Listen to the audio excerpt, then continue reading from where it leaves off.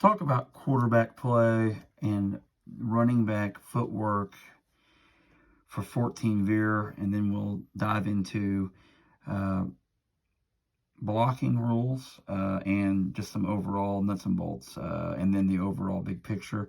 I've got it drawn up again in flex here. You can run this out of I formation. You can run it out of split back. You can run it out of gun split back. You're going to see the clip you saw was actually out of our trips look.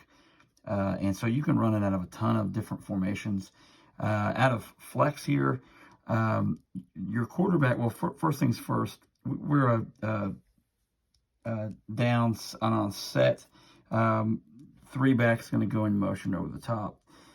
He's going to get a good almost probably 5 yards behind the quarterback technically, because this fullback is almost within arm's length. It depends on the week, but it depends on which fullback. If he's faster, he can be a little deeper. If he's bigger, more of a bowling ball fullback, then he needs to be a little tighter. But that what I call rope motion over the top needs to be at that depth on set. At the snap, fullback is going to explode inside hand up, downhill at the right butt cheek of that play side guard, that right guard, and he's just eyes down low, or eyes on the target, downhill, low pad level. Quarterback needs to take a step at 3 o'clock, and then a crossover step to get to here. Ball nice in the breadbasket, low, and then ride that fullback. If, again, we're blocking this cat right here, we're blocking this tackle, our guy that's going to take the dive is most likely this end, especially if they're in a 4 look. So if he takes the dive, okay, he comes to tackle fullback.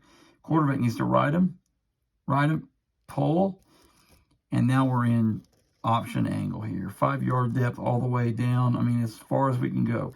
Again, this angle on this wing, if he can't get under this and insert, he'll need to arc to what was probably the strong safety. It might be a sandbacker, but if you're a big time, if you're a big running team, strong safety is probably down the box, especially at the high school level, especially at a small school level.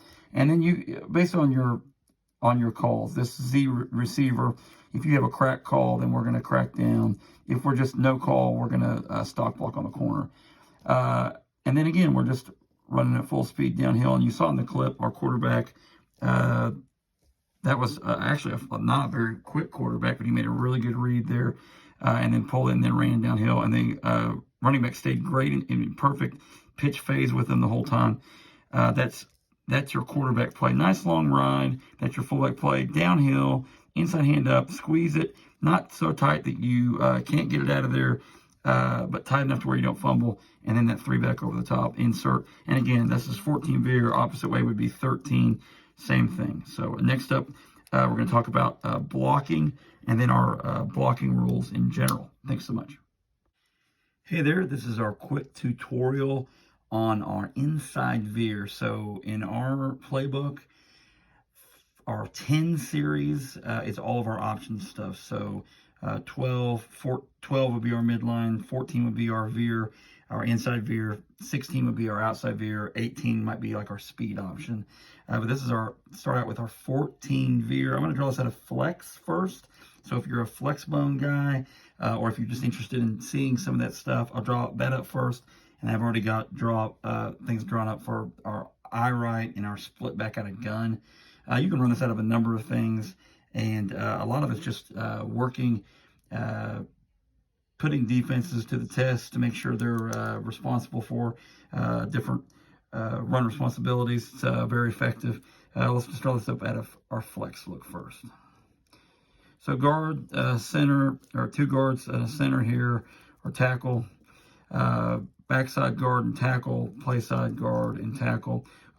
We are a pistol flex team, so there's our QB. He's our 1. He's our number 1. Our fullback is our number 2, so we number him number 2. Now this can be, again, under center. A lot of great schools, obviously Georgia Tech under Paul Johnson. A lot of the military schools all run some semblance of flex. Our 3-back is our left wing, and then our 4-back is our right wing. Let's go at out here. We normally, let's say, if he's a tight end, we call him Y, and that's our ace look. But we're in flex, so we're going to call him Z out here, our Z receiver, and then out here is our X receiver. Let's draw up against a forefront. So let's get some sort of a balance. We'll get let's go with two techs. So a tackle, a nose, and then an end, and then another end. Corner. Like I said, we want to go out of a forefront. So let's call it out of a kind of a stacked 4 look.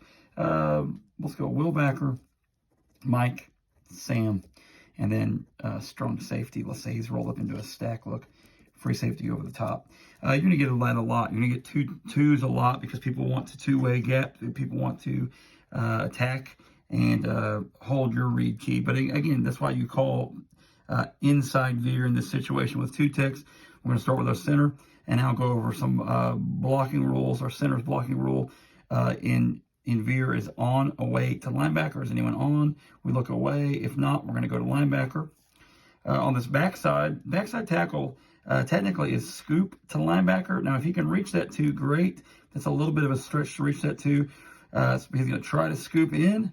If he can reach it, great. Depends on that D tackle. He may just cut the crap out of him. And then backside guard, his rule is also scoop double to linebacker. If he gets to here, he can't scoop. We're just going to, or if he can get to that scoop, stay on that scoop and cut him off. Play side guard, we've got a guy head up, so rules are on, double to linebacker. Do I have a man on? You do, so we're going to take him for sure.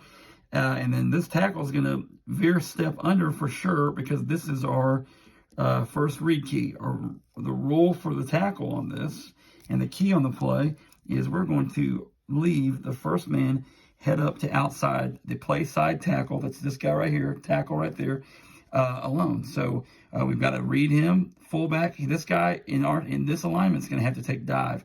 So we're going to veer under and we're going to get to backer. If the tackle needs help with double team, great.